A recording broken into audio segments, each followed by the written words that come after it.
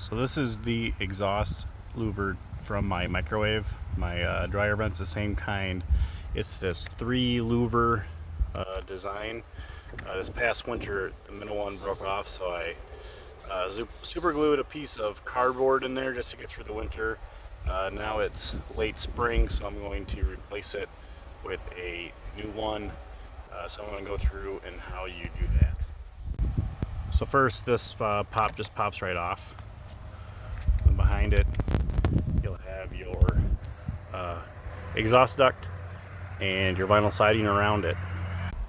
So to remove the vinyl siding, I got this vinyl siding removal tool from Menards.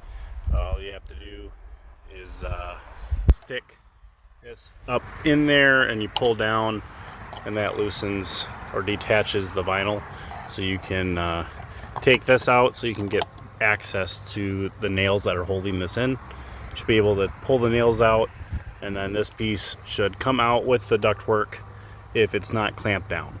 Mine was clamped down, so I had to shove a screwdriver through there just to loosen it up so I could pull this out in one piece.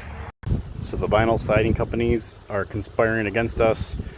My existing louver is a square, and the new louver I bought is a trapezoid type shape. So I'll have to cut the vinyl in order for this one to fit. So great.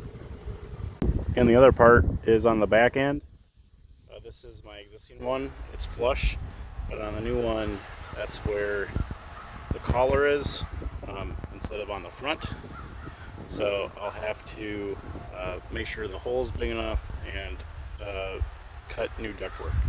So luckily the new hood will cover the cut, so that's good. So I'll just have to cut the ends here and a little bit here so that'll fit.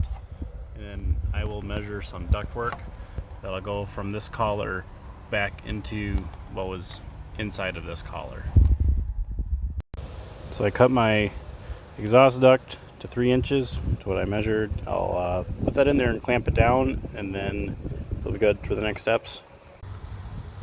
So I got the hood part in and nailed down. So now I will just replace the sile and put the flat back on, and it's all done. And there is the finished product.